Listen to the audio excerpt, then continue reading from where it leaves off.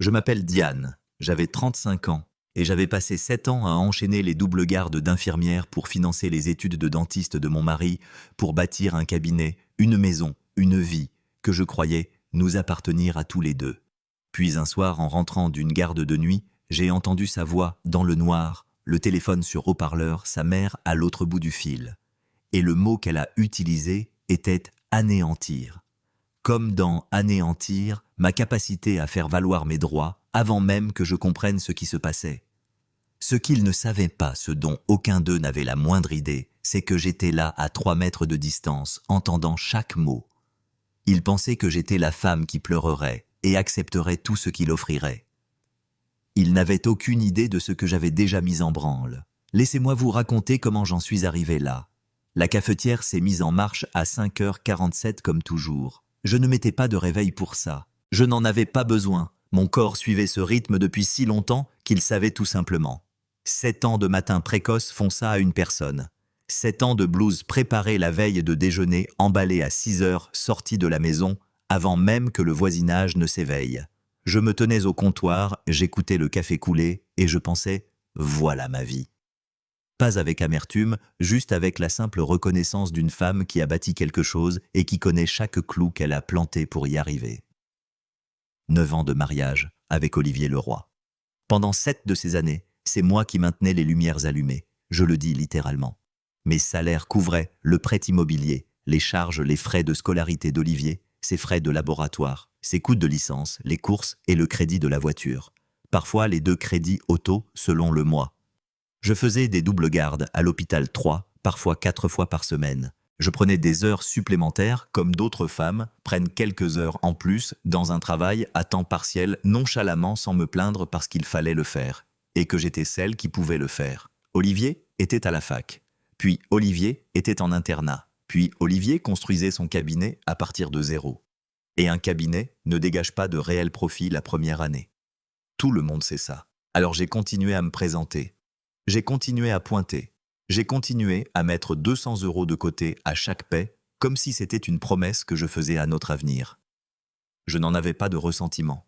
C'est la partie que les gens ne croient jamais tout à fait quand je raconte cette histoire.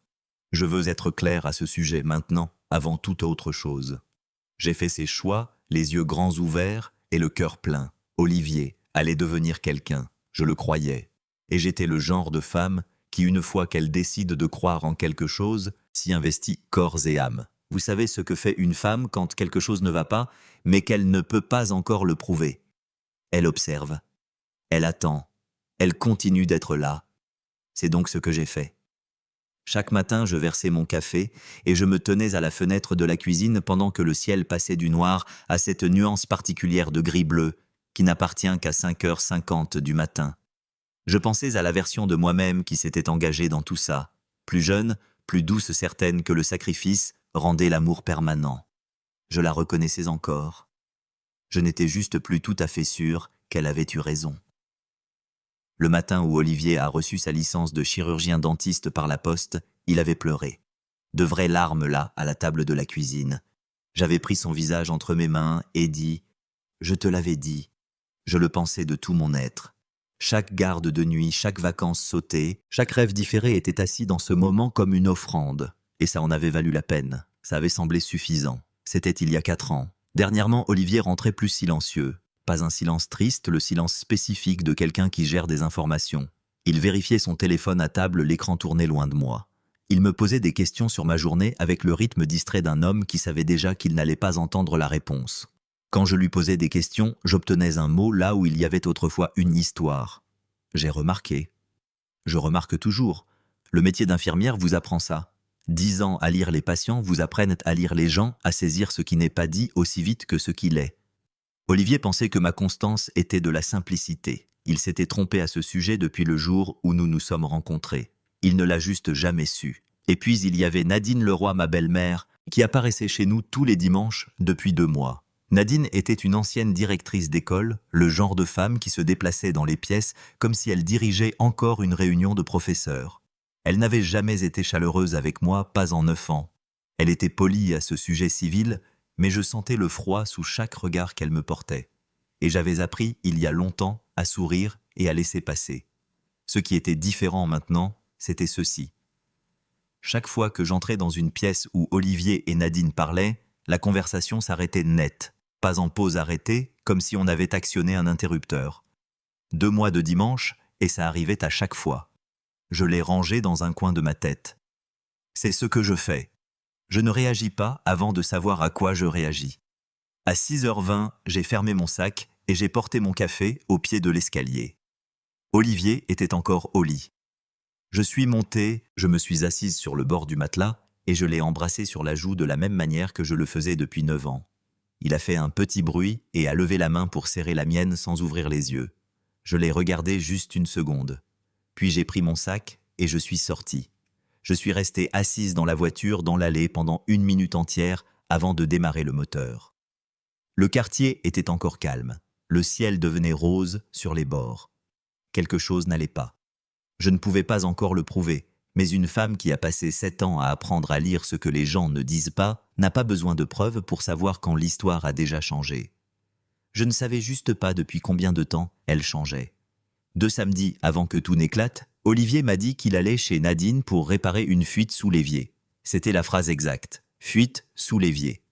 Il l'a dit comme on dirait qu'on va chercher du lait de manière décontractée, presque ennuyé, se dirigeant déjà vers la porte avant que les mots ne soient complètement tombés. J'ai dit « D'accord, conduis prudemment ». J'étais à la table de la cuisine avec une tasse de thé et des mots croisés.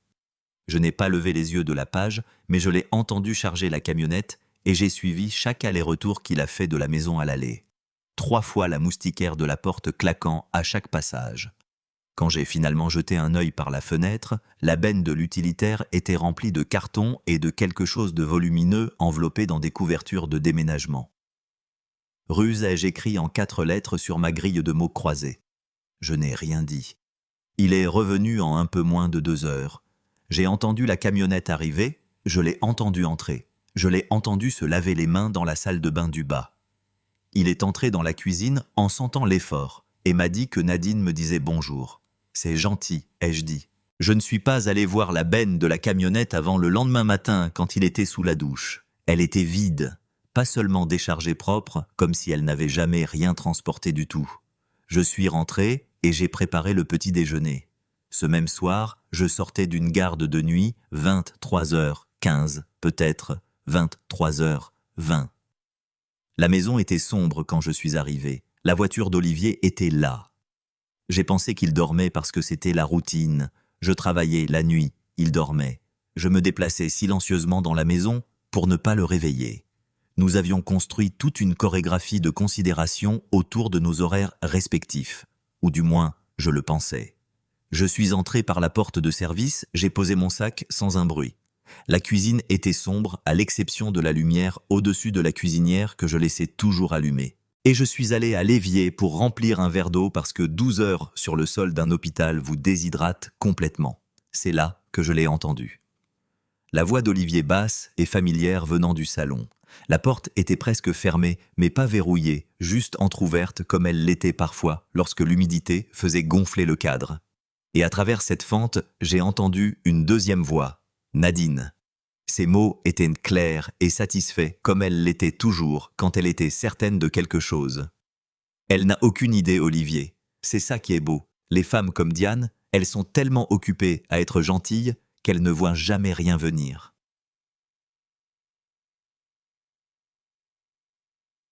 Ma main s'est immobilisée sur le verre. Olivier a dit quelque chose que je n'ai pas pu saisir. Puis, Nadine à nouveau plus sèche. Garde-la concentrée sur le travail. Fais en sorte qu'elle soit reconnaissante. Elle ne regardera pas les comptes si elle pense que tout va bien entre vous deux. Tu as juste besoin d'1 mois de plus. Laisse-moi te dire quelque chose sur une femme qui est restée silencieuse trop longtemps. Quand elle s'arrête enfin de bouger vraiment, s'arrête le monde entier, devient bruyant. Je suis resté dans cette cuisine sombre et je n'ai pas respiré. J'ai juste écouté. La voix d'Olivier, à nouveau plus claire cette fois. J'ai juste besoin qu'elle soit distraite. 1 mois de plus. Alors tu déposes la demande en premier, a dit Nadine. Tu agis vite. Tu anéantis sa capacité à réclamer quoi que ce soit avant même qu'elle comprenne ce qui se passe. C'est comme ça que ça marche. Le temps qu'elle comprenne ce qu'elle a signé, ce sera déjà fait. Une pause. Olivier plus bas. Elle va s'effondrer. Nadine sans hésiter. C'est le but. Laisse-la faire. Les femmes émotives prennent de terribles décisions. Soit elle acceptera ce que tu offres, soit elle gaspillera de l'argent qu'elle n'a pas à se battre contre toi. Dans les deux cas, tu sors gagnant. Et le cabinet, a demandé Olivier. L'accord s'occupe du cabinet, a dit Nadine, et sa voix avait cette chaleur particulière qu'elle réservait au moment dont elle était fière. Elle l'a signé. Elle ne sait juste pas ce qu'elle a signé. Nous avons trop bien planifié ça pour qu'elle puisse y toucher. Voilà. 9 ans. 9 ans de salaire et de double garde et 200 € à chaque paie sur un compte épargne que je pensais être le nôtre. 9 ans à tenir le visage de cet homme dans mes mains et à penser chaque mot que je lui ai jamais dit. Et pendant tout ce temps, il y avait un plan. J'ai posé le verre sur le comptoir sans un bruit. Je n'ai pas bougé pendant quelques secondes. Juste là, dans le noir, avec la lumière au-dessus de la cuisinière jetant son petit carré jaune sur le sol. Puis je suis monté. J'ai enlevé mes chaussures à la porte de la chambre. Je me suis glissé dans le lit à côté de mon mari, qui respirait lentement et régulièrement, qui n'avait aucune idée que j'avais été à 6 mètres de distance pendant que sa mère expliquait exactement comment ils allaient tout me prendre. J'ai fixé le plafond, la mâchoire serrée. C'était tout. J'ai pensé à cet hiver où j'avais enchaîné les gardes de nuit pour qu'Olivier n'ait pas à prendre un deuxième prêt. Comment j'étais rentré un matin grise de fatigue pour trouver un mot de remerciement manuscrit sur la table basse. J'avais gardé ce mot. Conservé dans un tiroir pendant des années, comme si c'était la preuve de quelque chose de réel. J'ai fixé le plafond jusqu'à ce que la pièce passe du noir au gris, puis à la lumière pâle et indifférente du matin. Je n'ai pas pleuré. Le lendemain matin, je me suis levé à 5h47. J'ai fait le café, j'ai sorti ma blouse, j'ai préparé mon déjeuner. Dinde sur pain complet, une pomme, le petit sachet de bretzel qu'Olivier aimait me voler quand il pensait que je ne regardais pas. J'ai tout fait dans le même ordre que d'habitude, me déplaçant dans la cuisine comme l'eau s'écoule dans un chenal familier.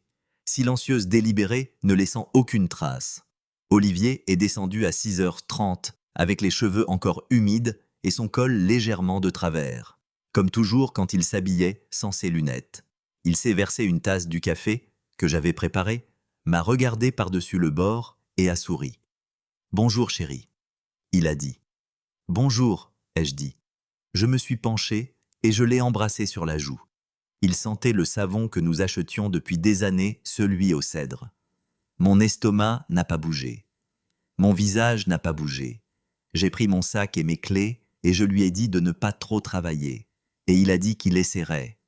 Et je suis sorti par la porte d'entrée dans le gris frais du petit matin, comme si c'était un mardi comme les autres. Je suis resté assise dans l'allée pendant exactement 3 secondes. Puis j'ai fait marche arrière et je suis parti au travail. Vous savez quelle est la pire partie de porter quelque chose comme ça? On ne peut pas le poser, on ne peut pas le mettre dans un tiroir et le fermer. Ça voyage juste avec vous sur le siège passager derrière vos yeux pendant que vous mettez votre clignotant aux intersections et que vous vous arrêtez au feu rouge et que vous essayez de vous souvenir si vous avez éteint la cuisinière. Je suis arrivé au parking de l'hôpital à 7h02.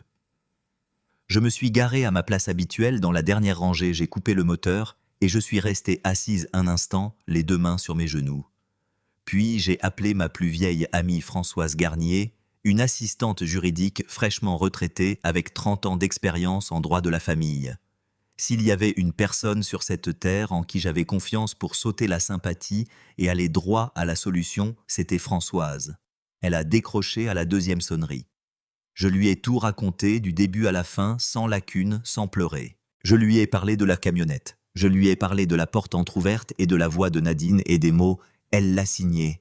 Elle ne sait juste pas ce qu'elle a signé. » Je lui ai dit que j'étais allongé à côté d'Olivier dans le noir, pendant que la pièce devenait grise autour de moi. Françoise est restée silencieuse pendant exactement 4 secondes après que j'ai fini. Puis elle a dit « Ne touche pas au compte bancaire, pas 1 euro, pas un virement. Peux-tu avoir une copie aujourd'hui ?»« Oui, ai-je dit. »« Bien. Et j'ai besoin que tu appelles ta banque depuis un endroit privé, pas ton portable dans le couloir, un vrai bureau avec une porte, et que tu demandes un historique complet des transactions 12 mois sur chaque compte joint. Tu notes chaque chiffre qu'il te donne. » J'ai dit que je le ferais. Elle a dit « Diane. »« Je sais, ai-je dit. »« Je vais passer quelques coups de fil, a-t-elle dit. Ne fais rien avant d'avoir de mes nouvelles. » J'ai raccroché, j'ai regardé l'heure et je suis entré à l'hôpital pour m'occuper des urgences des autres pendant les 8 prochaines heures. Ma pause déjeuner était à 12h30. Je me suis glissé dans le petit bureau privé du poste des infirmières, celui au fond du couloir que personne n'utilisait, sauf pour annoncer de mauvaises nouvelles ou passer des appels qu'on ne voulait pas être entendus, et j'ai fermé la porte derrière moi. L'employée de la banque était polie. Elle a affiché le compte pendant que je tenais le téléphone à mon oreille et que je regardais une tache d'humidité sur une dalle du plafond que je n'avais jamais remarquée auparavant. Elle a commencé à lire des chiffres. Le compte épargne joint celui sur lequel je déposais 200 € à chaque paie depuis 6 ans avait été vidé de 19 000 € au cours des 8 dernières semaines. Mes mains se sont immobilisées sur le bureau. Je n'ai pas eu le souffle coupé. Je n'ai pas émis un son. J'ai pris le stylo que j'avais apporté avec moi et j'ai noté le chiffre sur le bloc-notes que j'avais aussi apporté. J'avais su en entrant dans ce bureau que tout ce que j'entendrais devrait être écrit. 19 000 €, 8 semaines disparues. J'ai remercié l'employé. Je lui ai demandé d'envoyer par email l'historique complet des transactions à une adresse à laquelle Olivier n'avait pas accès, mon ancien compte de l'école d'infirmière, celui que je n'avais jamais fermé et jamais mentionné. Elle a dit qu'elle l'enverrait dans l'heure. J'ai plié le bloc-notes dans ma poche et je suis retourné dans le service. Ce soir-là, j'ai préparé du poulet rôti et des pommes de terre au four, parce que c'était un mardi. Et c'est à ça que ressemblaient les mardis chez nous. Olivier est rentré à 18h, a changé de vêtements de travail et s'est assis à table pendant que je finissais à la cuisinière. Il m'a parlé d'un nouveau patient, quelque chose à propos d'un remplacement de couronne, un moule difficile, un bon résultat. Il parlait avec ses mains comme il le faisait toujours quand un cas s'était bien passé. J'écoutais, je hochais la tête au bon moment. Je remplissais son verre d'eau sans qu'on me le demande. Il croyait que j'étais exactement là où il m'avait laissé. Bien. Le lendemain matin, Françoise a appelé à 9h47. J'étais dans la salle de pause avec une tasse de café que je n'avais pas touchée, assise le dos au mur, comme je le faisais toujours, une vieille habitude de mes années passées dans des services bondés. On veut voir qui arrive. Denise Lefebvre, a dit Françoise sans dire bonjour. 22 ans en droit de la famille. C'est elle. J'ai sorti mon bloc-notes. Épelle-le. Françoise l'a épelé. Puis elle a dit « J'ai vu son travail, Diane, de l'autre côté de la table à l'époque où je comptais encore mes heures. Elle ne perd pas des affaires comme la tienne. Elle les démantèle, les parties adverses, pièce par pièce, jusqu'à ce qu'il ne reste plus rien à débattre. » A chirurgical eye, je dis. « Exactement, » a dit Françoise. J'ai noté le numéro. J'ai demandé à Françoise quand Maître Lefebvre pourrait me voir. « Je l'ai déjà appelé, » a dit Françoise. « Vendredi à midi, son cabinet sur l'avenue Méridien. » Bien sûr qu'elle l'avait fait. C'était tout, Françoise. Elle n'attendait pas qu'on lui demande. J'ai dit « Merci ». Elle a dit « Ne me remercie pas encore. Apporte juste tout. » Ce vendredi-là, j'ai imprimé les relevés de transactions à la bibliothèque municipale, à 2 rues de l'hôpital, pendant ma pause déjeuner du jeudi. J'ai utilisé une carte de bibliothèque que j'avais depuis avant mon mariage avec Olivier. J'ai payé les frais de copie en espèces. Je suis arrivé au cabinet de Maître Lefebvre à 11h50. Je me suis assise dans la salle d'attente pendant 10 minutes avec le dossier sur mes genoux et mes mains complètement immobiles. La réceptionniste m'a offert de l'eau. J'ai dit « Non merci ». Maître Denise Lefebvre est sortie à midi pile. Elle était compacte, précise, vêtue d'un blazer sombre, sans aucun accessoire dont je me souvienne. Elle m'a serré la main une fois fermement et m'a conduite à son bureau sans bavardage. Je l'ai immédiatement appréciée. Je me suis assise en face de son bureau, j'ai ouvert le dossier et j'ai posé les relevés de transactions sur la surface entre nous sans un mot. Elle les a regardés comme un médecin regarde un dossier rapidement, efficacement, saisissant ce qui comptait et le classant. Elle a posé une question en premier. « Pendant combien de temps avez-vous été le principal soutien de famille dans ce mariage ?»« 7 ans, ai-je dit. 6 d'entre eux, je nous portais seuls pendant qu'il était à la fac et en internat. La 7e, son cabinet était ouvert mais pas encore rentable. J'ai cosigné le prêt professionnel. » Elle a levé les yeux des relevés. « Vous avez des documents prouvant la cosignature ?»« J'ai le contrat de prêt original, ai-je dit, des fiches de paie remontant au début, des relevés bancaires montrant le schéma des dépôts, j'ai tout gardé. » Quelque chose changea légèrement dans son expression. Pas de la surprise exactement, plutôt une forme de reconnaissance. Elle a de nouveau baissé les yeux sur les chiffres. Vous savez ce que j'ai appris sur les gens qui sont vraiment bons dans ce qu'ils font. Ils ne jouent pas la confiance. Ils agissent simplement comme si le résultat était déjà acquis. Maître Lefebvre agissait comme ça. Elle a tourné les pages sans se presser, a fait 2 marques dans la marge avec un stylo et a posé le dossier à plat. Le tableau financier est solide, a-t-elle dit. Plus solide que la plupart de ceux que je vois.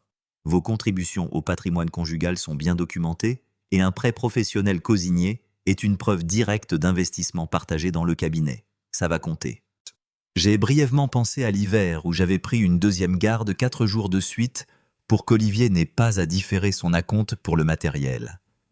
J'étais rentré un de ces matins et je l'avais trouvé déjà parti.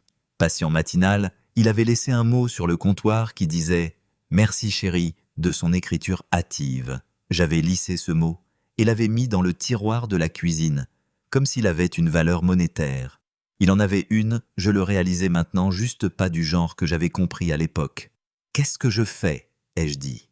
« Entre maintenant et le moment où vous serez prête. » Maître Lefebvre a posé son stylo. « Vous ne déplacez pas 1 euro. Vous ne fermez pas de compte, n'ouvrez pas de compte, ni ne faites de virement qui sort de votre schéma habituel.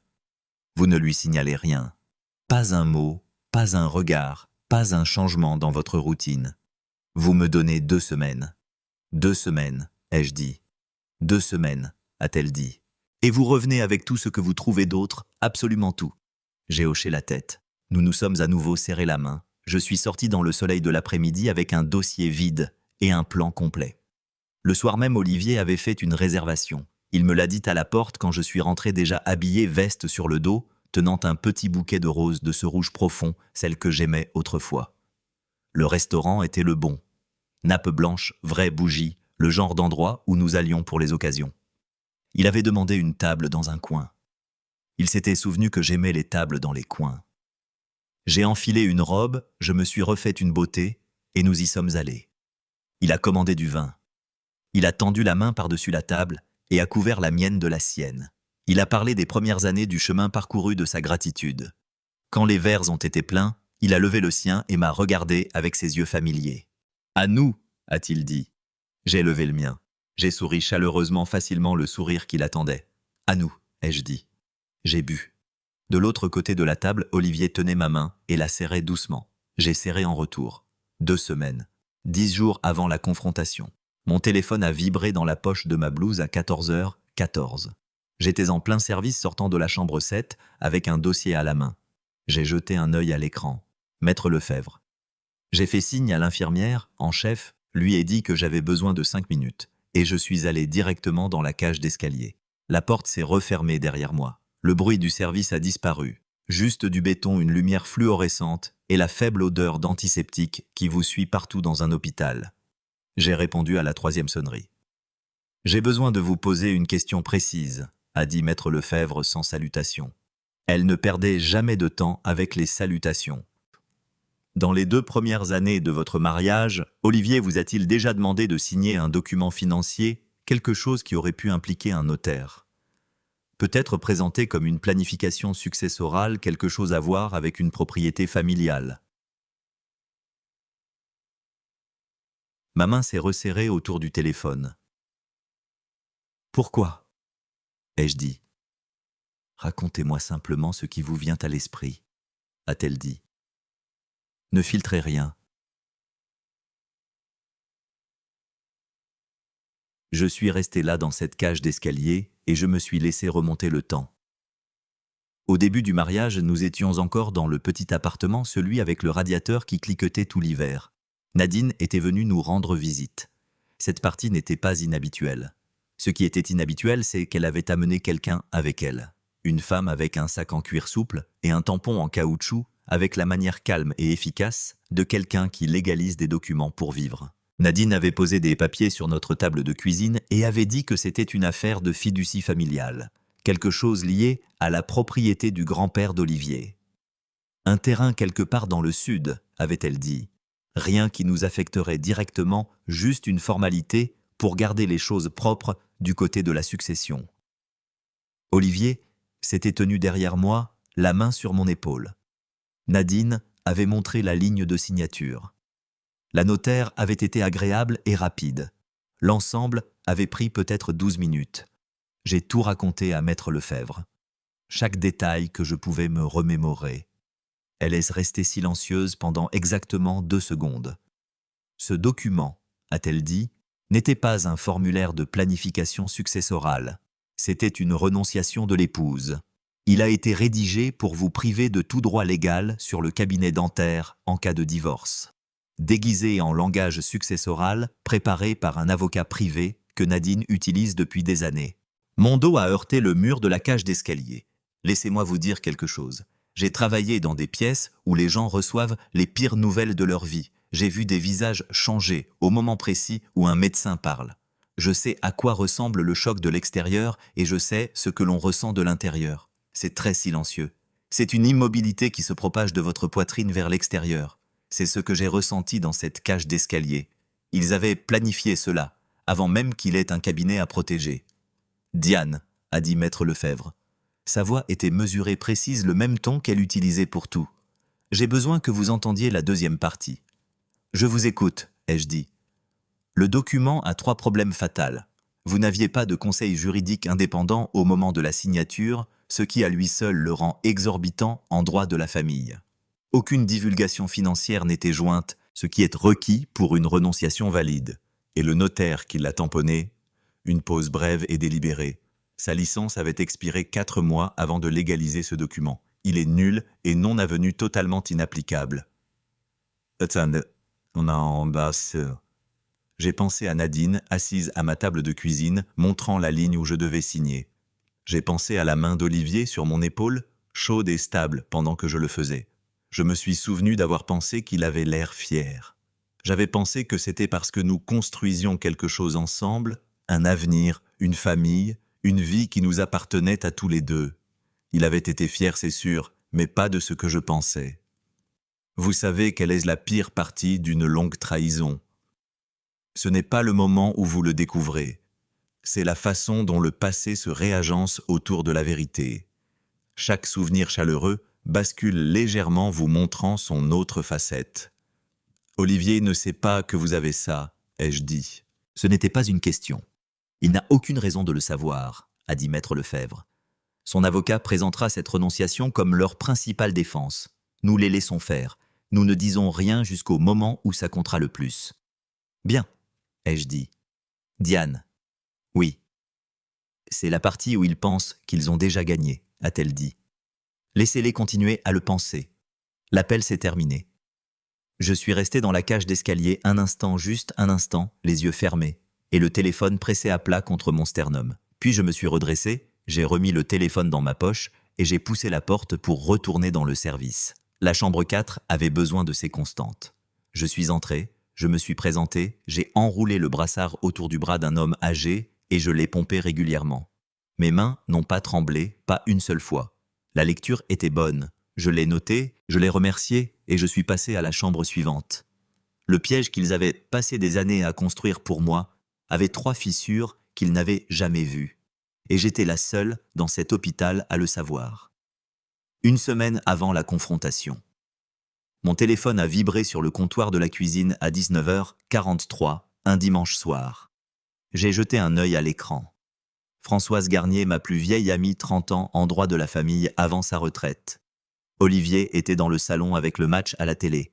Je pouvais entendre le faible grondement de la retransmission, le bruit occasionnel de la foule. J'ai pris le téléphone, je suis allé au fond de la cuisine et j'ai ouvert le robinet. Pas assez fort pour couvrir les mots, juste assez pour les brouiller. « Dis-moi », ai-je dit. Françoise ne faisait pas de préambule. J'ai trouvé le matériel.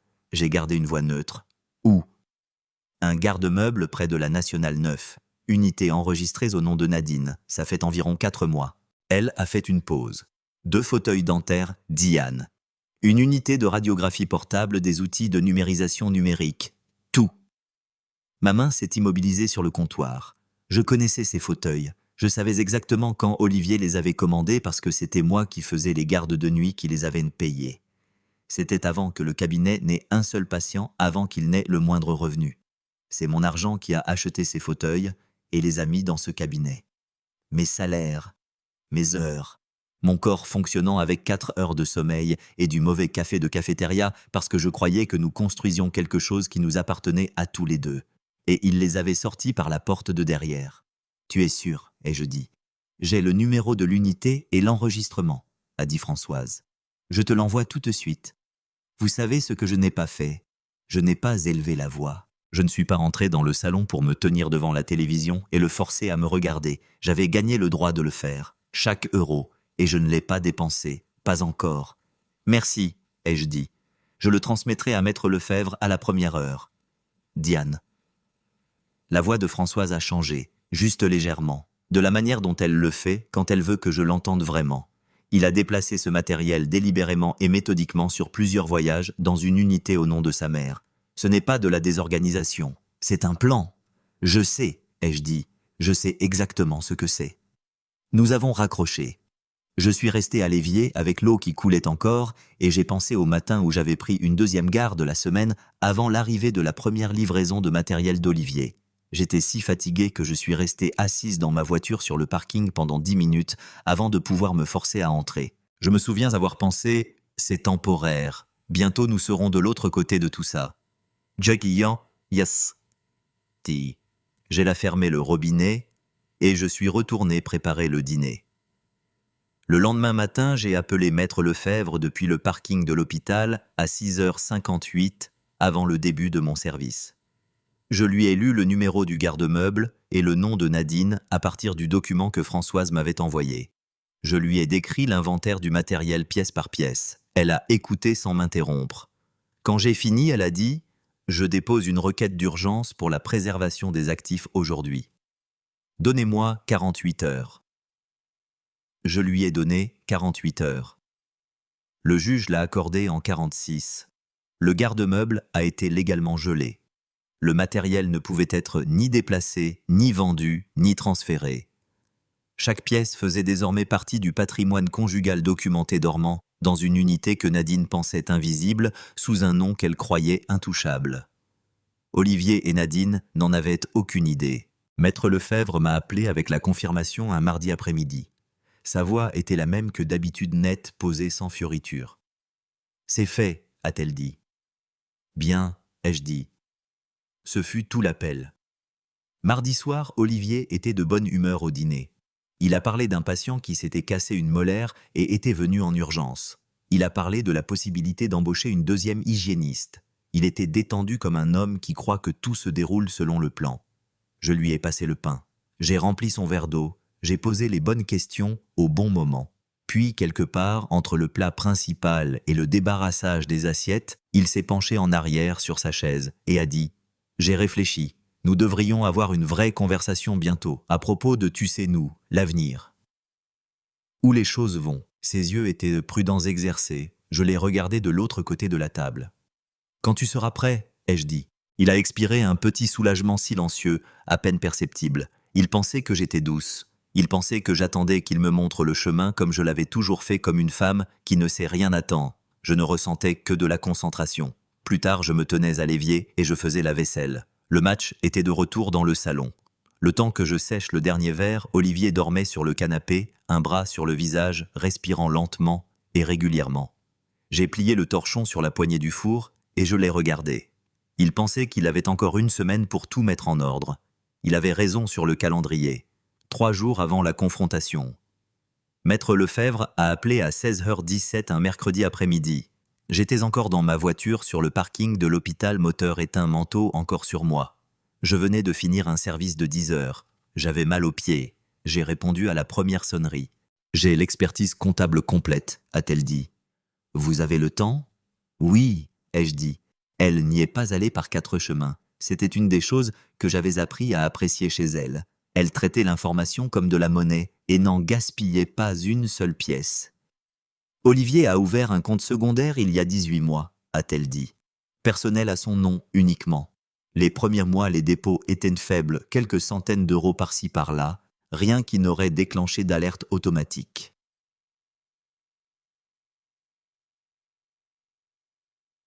Elle a fait une pause juste assez longue pour que je comprenne ce qui allait suivre.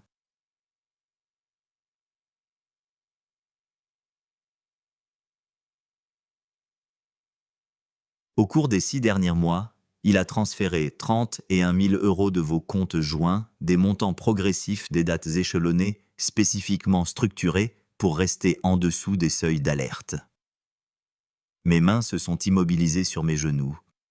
31 000 € en plus des 19 000 déjà retirés de l'épargne, en plus du matériel dans ce garde-meuble. J'ai fait le calcul sans le vouloir, comme une infirmière calcule les dosages rapides, automatiques, précis. Il n'avait pas prévu de me quitter. Il avait prévu de me laisser sans rien. Il s'est constitué un fonds de sortie, ai-je dit.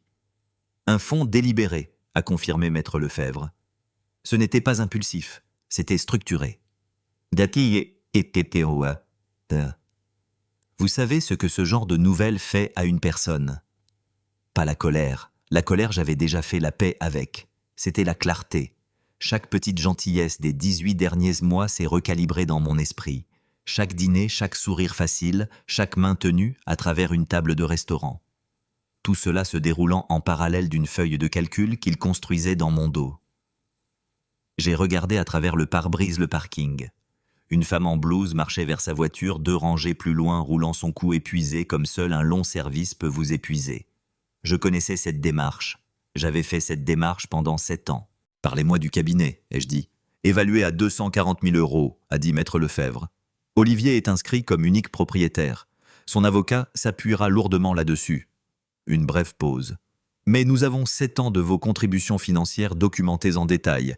Des fiches de paye vous montrant comme le principal revenu du ménage pendant la majorité du mariage. Des relevés bancaires joints des reçus d'achat pour le matériel, y compris les fauteuils actuellement dans ce garde-meuble gelé, et une cosignature de prêt à votre nom, datant de la 2e année, lorsque le cabinet avait besoin de capitaux qu'il n'avait pas encore.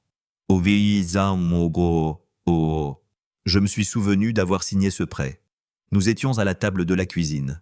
Olivier avait dit que c'était juste une formalité. J'avais signé parce que je lui faisais confiance, et parce que la réussite du cabinet me semblait être quelque chose qui nous appartenait à tous les deux. Il n'avait jamais été listé à nos 2 noms, pas une seule fois. J'ai pensé au mois où j'avais enchaîné les doubles gardes pour couvrir le premier paiement de ce prêt, alors que la facturation d'Olivier avait été retardée. J'étais rentré un matin et l'avais trouvé encore endormi, et je ne l'avais pas réveillé. Je m'étais juste couché à côté de lui, et je m'étais dit que c'était à ça que ressemblait l'amour parfois silencieux, sans glamour, une personne portant plus de poids pour que l'autre puisse respirer. Donc nous avons des arguments, ai-je dit. Nous avons plus que des arguments, a dit Maître Lefebvre. Nous sommes prêts à déposer la requête. Elle a exposé le plan de la même manière nette et efficace qu'elle faisait tout. J'inviterai Olivier à parler à la maison le samedi matin de manière naturelle et non alarmante. La demande de divorce serait déjà déposée avant qu'il ne s'assoie signifié directement à l'adresse de son cabinet ce même matin, avant que l'un de nous ne dise un seul mot. Il voudra parler une fois qu'il aura reçu l'assignation, a-t-elle dit. Laissez-le faire. Les gens qui pensent avoir été déjoués ont tendance à trop parler. Je sais, ai-je dit. Je l'ai entendu parler.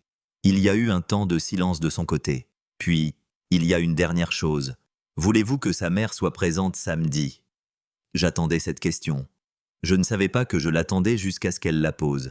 Et puis j'ai su que je portais la réponse depuis des jours. Oui, ai-je dit. Je veux que Nadine soit là. Et... Maître Lefebvre ne m'a pas demandé pourquoi. Elle a juste dit « Alors assurez-vous qu'elle le soit. » Moi, comme oui.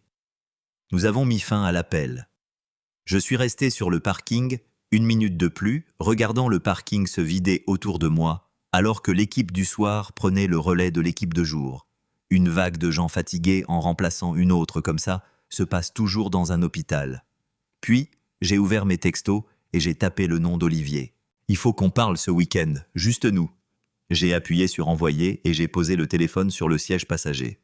Sa réponse est arrivée en moins de 2 minutes, un petit cœur rouge. Puis, samedi c'est super chéri. J'ai regardé ces mots un instant. Puis j'ai mis mon téléphone dans mon sac, je suis rentré, j'ai préparé le dîner et je suis allé me coucher. J'ai dormi profondément pour la première fois en 3 semaines. C'est drôle ce que savoir la vérité fait au repos d'une personne. J'étais habillé à 8h15. Pas sur mon 31, juste habillé. Blouse repassée, cheveux attachés en arrière de la même manière que je me présente chaque matin avant un service. Je voulais qu'Olivier voie quelque chose de familier en descendant. Je ne voulais pas qu'il soit sur ses gardes. Pas encore. Le dossier était posé sur la table de la cuisine devant moi. Le café que j'avais fait et que je ne boirais pas fumait dans la cafetière. La maison était silencieuse, comme les maisons sont silencieuses, avant que quelque chose ne s'y passe. Olivier est descendu à 9h17. Je l'ai d'abord entendu dans l'escalier, son rythme particulier, la façon dont il sautait toujours la 3e marche sans y penser. 9 ans de petite connaissance. C'est ce qu'un mariage vous laisse même quand il prend tout le reste. Il m'a vu à table et a souri facile sans se presser le sourire d'un homme qui croyait qu'il tenait encore toutes les cartes. « Bonjour », a-t-il dit. « Tu es levé tôt. »« Assieds-toi, Olivier », ai-je dit. Quelque chose a bougé derrière ses yeux, juste un scintillement, mais il s'est assis. Je n'ai pas crié. Je veux que vous compreniez cela clairement. Il n'y a pas eu de voix élevée, pas de main tremblante, pas de pause dramatique avant chaque révélation. J'ai ouvert le dossier et je l'ai parcouru comme je parcours un dossier de patient systématiquement, sans commenter un fait à la fois. Le compte épargne, la chronologie des retraits, le total 19 000 €. La mâchoire d'Olivier s'est crispée. Il a commencé à parler. J'ai glissé la page suivante avant qu'il ne puisse le faire. Le compte secondaire a son nom seul 31 000 € déplacés par tranche prudente sur 6 mois.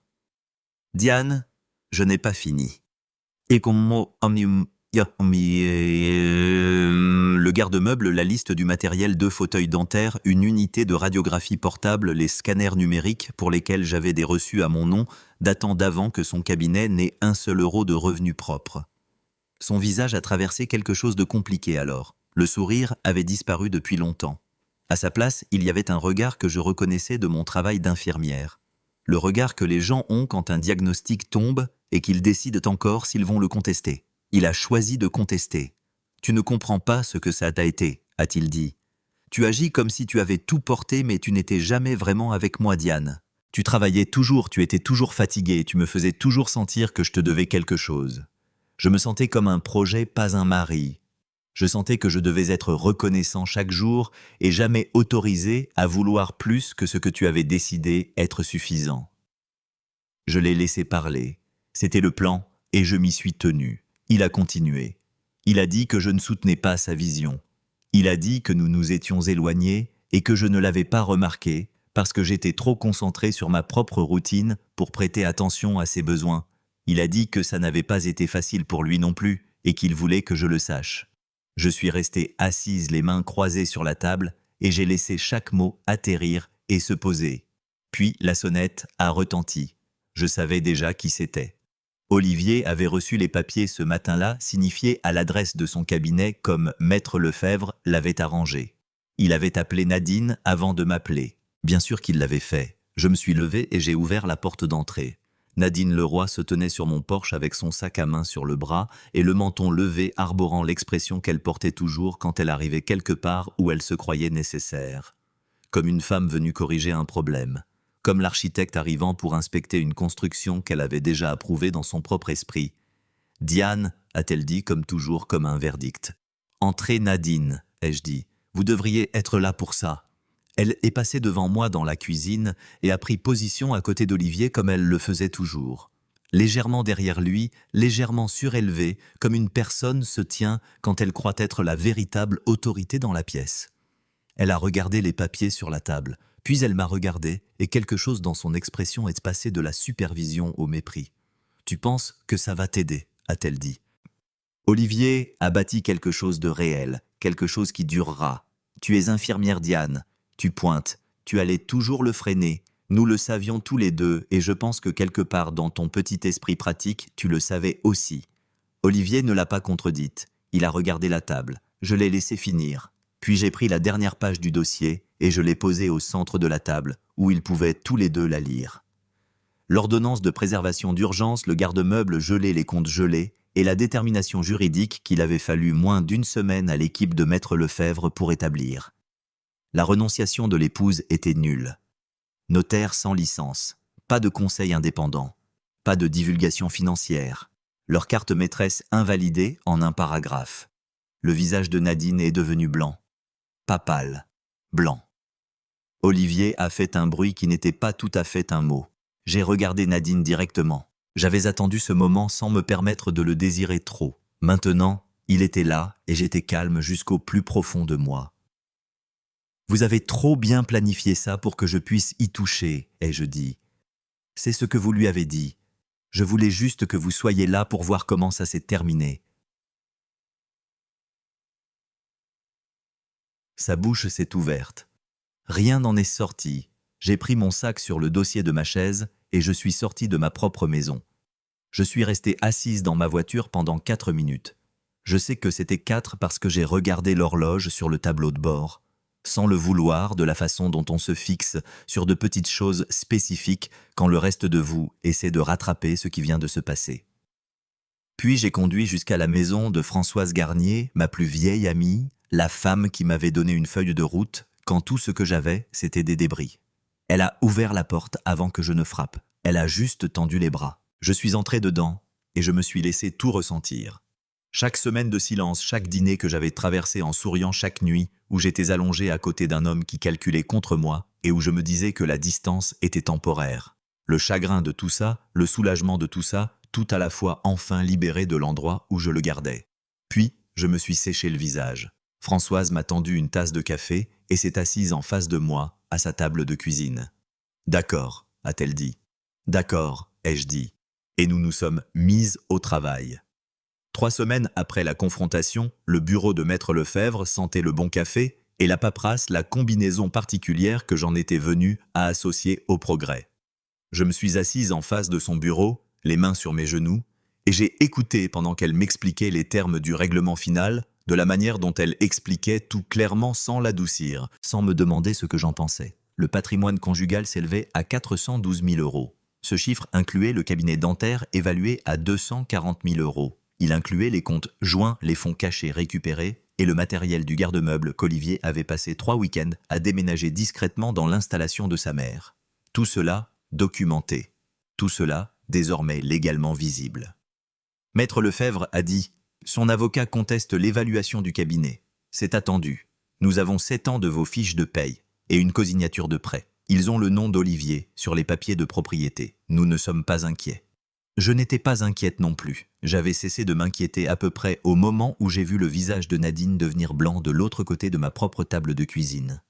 La procédure n'a pas été rapide, mais elle a été propre. Maître Lefebvre avait bâti un dossier si solide que l'avocat d'Olivier a passé la plupart de son énergie à gérer les apparences plutôt qu'à gagner des arguments. La renonciation nulle, le document sur lequel Nadine comptait depuis des années, la chose qu'elle avait appelée leur carte maîtresse, a été rejetée en 60 secondes. Le juge ne s'y était même pas attardé. Un notaire sans licence, pas de conseil indépendant, pas de divulgation financière. 60 secondes et 9 ans de planification de Nadine n'étaient plus que du papier dans une poubelle. Vous voulez savoir ce que ça faisait? Ça ne faisait absolument rien. Parce qu'à ce stade, je savais déjà que ça allait arriver. Et la satisfaction avait déjà été dépensée le matin où j'ai regardé Maître Lefebvre écrire « nul » dans la marge avec le capuchon de son stylo.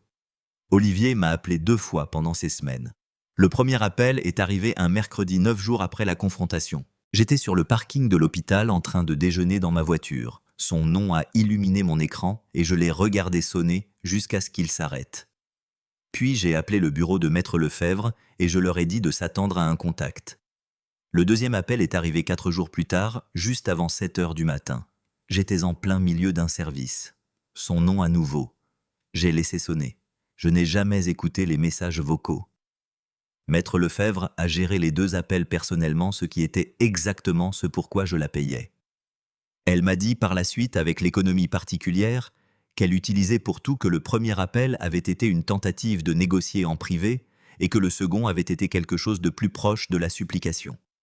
Elle lui avait dit de diriger toute communication future par l'intermédiaire de son avocat. C'est ce qu'il a fait. Le chiffre final approuvé par le tribunal était de 168 000 euros structurés en paiement, plus la moitié des actifs cachés récupérés.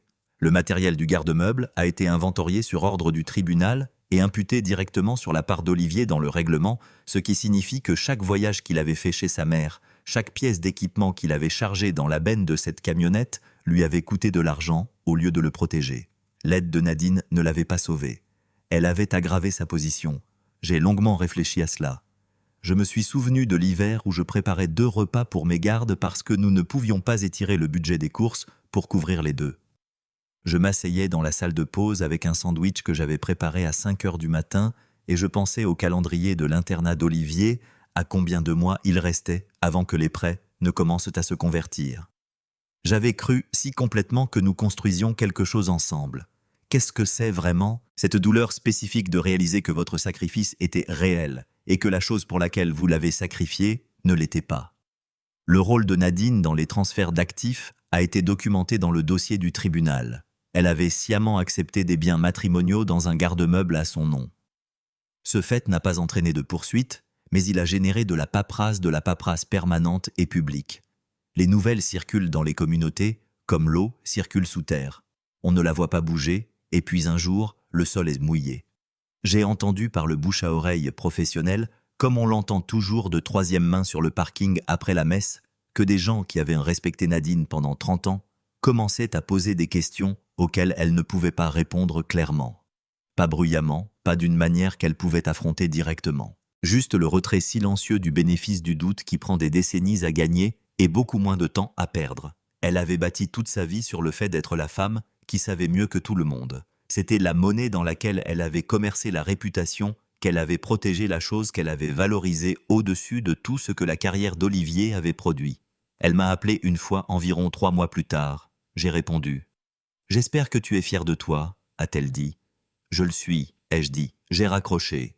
6 semaines après cela, Maître Lefebvre a glissé l'acte de divorce final sur le bureau sans cérémonie. Elle avait un stylo prêt. Elle n'a rien dit d'encourageant ou de sentimental, parce que ce n'était pas qui elle était, et ce n'était pas ce dont j'avais besoin. J'ai pris le stylo et j'ai signé mon nom, Diane Powell. Clairement et régulièrement comme j'écris tout. J'ai posé le stylo, j'ai pris mon sac et je suis sorti dans l'après-midi. 14 mois plus tard, le salon était vert sauge. Je sais que ça semble anodin, mais je voulais cette couleur depuis 3 ans et Olivier avait dit que c'était trop sombre, trop maussade, pas adapté à l'espace. Alors j'avais vécu avec du beige. Et le premier week-end où j'ai eu mes propres murs et mon propre mot à dire, je suis allé au magasin de bricolage, j'ai pris 2 bidons de forêt silencieuse et j'ai peint chaque centimètre de cette pièce moi-même. Ça a séché pendant la nuit. Je me suis tenu dans l'embrasure de la porte le lendemain matin avec mon café et je l'ai juste regardé. À moi. L'appartement était plus petit que la maison. Une chambre, une cuisine, qui ne pouvait accueillir que 2 personnes si elles étaient amicales, une salle de bain, avec une fenêtre qui laissait entrer une belle lumière matinale. Je n'avais pas besoin de plus que ça. Je n'avais pas eu besoin de plus que ça depuis longtemps. Je vivais simplement à l'intérieur de l'idée que quelqu'un d'autre se faisait de ce qui était suffisant. La cafetière était sur le comptoir. Ma blouse était préparée la veille comme toujours. Certaines habitudes sont une armure et d'autres sont simplement qui vous êtes. J'avais cessé de pouvoir faire la différence entre les deux et j'ai décidé que je ne me souciais pas de le démêler. Je m'étais inscrite au programme de formation pour devenir infirmière diplômée d'État l'automne précédent. Je l'avais reporté 2 fois.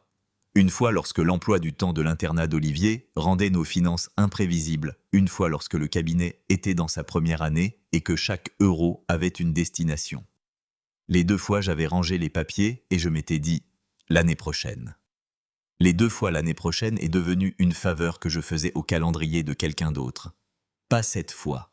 Françoise Garnier, ma plus vieille amie et la femme qui m'avait tendu une feuille de route, alors que j'étais dans les décombres, s'est présentée à mon appartement le soir, avant mon premier cours, avec un sac de plats à emporter de l'endroit que j'aimais et une bouteille de quelque chose de pétillant que je ne pouvais pas prononcer et que je n'avais pas besoin de prononcer.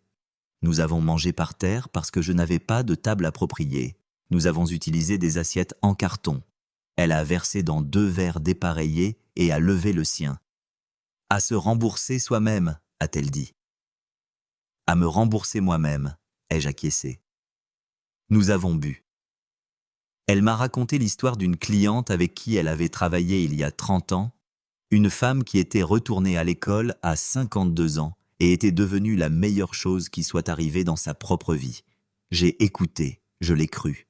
Nous sommes restés assises là jusqu'à ce que la nourriture soit finie et la bouteille vide, et j'ai senti, pour la première fois, depuis aussi longtemps que je pouvais me souvenir, que l'avenir était une porte que j'avais choisi de franchir, au lieu d'une porte à travers laquelle on me poussait. Vous savez ce qui change, quand on ne porte plus le poids de quelqu'un d'autre, tout devient plus silencieux. Et dans ce silence, Vous vous entendez enfin penser. J'ai entendu par le bouche à oreille professionnel une collègue qui connaissait quelqu'un au cabinet d'Olivier, la façon dont ces choses voyagent toujours, qu'il avait pris un associé au cours des 6 derniers mois pour gérer les problèmes de trésorerie que le règlement avait créés, qu'il avait réduit la taille du bureau, que les choses étaient insérées d'une manière qu'il n'avait pas prévue. Mes mains ne se sont pas immobilisées quand je l'ai entendu. Ma mâchoire ne s'est pas crispée. Rien en moi n'a réagi du tout. Et ce silence complet et total à l'intérieur de ma poitrine était le signe le plus vrai que je m'étais libéré. Pas le règlement, pas l'acte de divorce signé, pas même le fait de sortir de ma propre cuisine ce samedi matin-là, c'était ça. Entendre son nom associé aux conséquences que j'avais mises en mouvement et ne ressentir absolument rien. Ce n'est pas de la froideur. Je veux être clair à ce sujet. Je ne suis pas une femme froide. J'ai aimé Olivier Leroy de tout mon être pendant la majeure partie d'une décennie. Ce que ce silence signifiait, c'est que j'avais enfin cessé d'être à l'intérieur de l'histoire de ce qu'il m'avait fait. J'étais dans ma propre histoire maintenant. La sienne n'y figurait tout simplement plus. Je vidais le dernier carton non déballé, celui que j'avais évité depuis mon emménagement, quand j'ai trouvé le mot. Il était plié en 3, un peu usé au pli pour avoir été manipulé puis pas manipulé pendant des années. Olivier l'avait laissé sur la table basse l'hiver où j'avais enchaîné les gardes de nuit pour qu'il n'ait pas à prendre un deuxième prêt. J'étais rentré un matin pour le trouver endormi sur le canapé et ce morceau de papier posé dans la lumière. Je ne sais pas comment tu fais. Merci, je te vois. Oh. Je l'avais gardé pendant 7 ans à travers chaque déménagement, chaque tiroir réorganisé. Je l'avais gardé parce que je pensais que c'était une preuve. La preuve qu'il m'avait vu. La preuve que tout cela avait signifié quelque chose. Je l'ai lu une fois, puis je l'ai replié le long de ses plis usés, je l'ai porté à la cuisine et je l'ai jeté à la poubelle. On s'accroche à certaines choses parce qu'on pense qu'elles prouvent qu'on a été aimé.